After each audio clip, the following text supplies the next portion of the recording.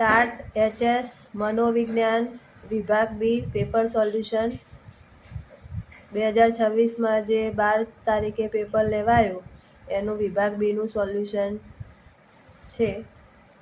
પ્રશ્ન 1, કાર્યોના સ્વરૂપને આધારે પરસ્પર અનુરૂપ એકમોમાં સમૂહીકરણ કરવામાં આવે તેને શું કહેવાય? તો જવાબ આવશે ખાતા વિભાજન। સંસ્થામાં કામ કરતા કર્મચારીઓ કોઈ કારણસર સંસ્થામાં ટકતા ના હોય તો એને શું કહે છે? તો ઉથલો। અબ્રાહમ મેસ્લોએ પોતાના કયા પુસ્તકમાં એક પ્રકરણનું નામ પોઝિટિવ સાયકોલોજી રાખ્યું હતું? જવાબ આવશે મોટિવેશન એન્ડ પર્સનાલિટી।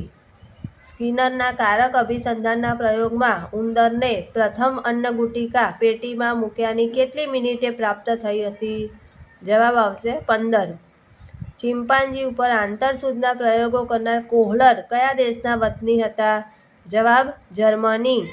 માઇક્રો ટીચિંગના 5 સોપાનો પૈકી ત્રીજું સોપાન કયું છે? જવાબ બી પુનઃ આયોજનનો તબક્કો।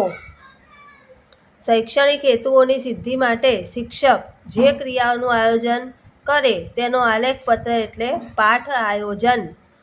ત્રિપરિમાણદર્શી સારણીમાં સમાવિષ્ટ 3 પ્રકારમાં કોનો સમાવેશ થતો નથી?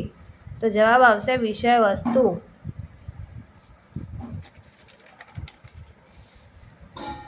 ત્યારબાદ શિક્ષક હાથપોથીનું અપેક્ષિત લક્ષણ કયું છે? તો જવાબ આવશે ઉપરોક્ત તમામ। વિલિયમ કિલપેટ્રિકે આપેલી પ્રોજેક્ટની વ્યાખ્યા? તો જવાબ આવશે સામાજિક પરિસ્થિતિમાં હેતુપૂર્વકની સહાયતાથી કાર્ય કરવાની યોજના અથવા પદ્ધતિ એટલે પ્રોજેક્ટ।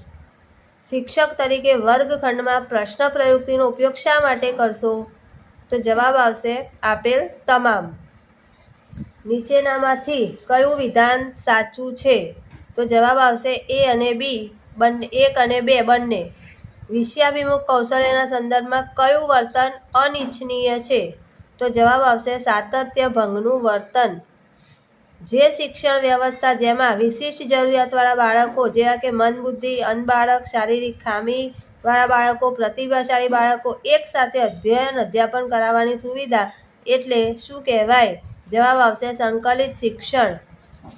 જ્યારે અધ્યેતા એક કે એકથી વધુ ભૌતિક બાબતોમાં 2 જુદા પડતા ઉદ્દીપકોને જુદા પાડી બતાવે ત્યારે તેને કયું અધ્યયન થયું કહેવાય? વિભેદીકરણ। વ્યક્તિ પાસે જ્યારે એક જ વિકલ્પ હોય અને એ વિકલ્પ ક્યારેક આકર્ષક અને ક્યારેક અનાકર્ષક લાગે ત્યારે ઉત્પન્ન થતી માનસિક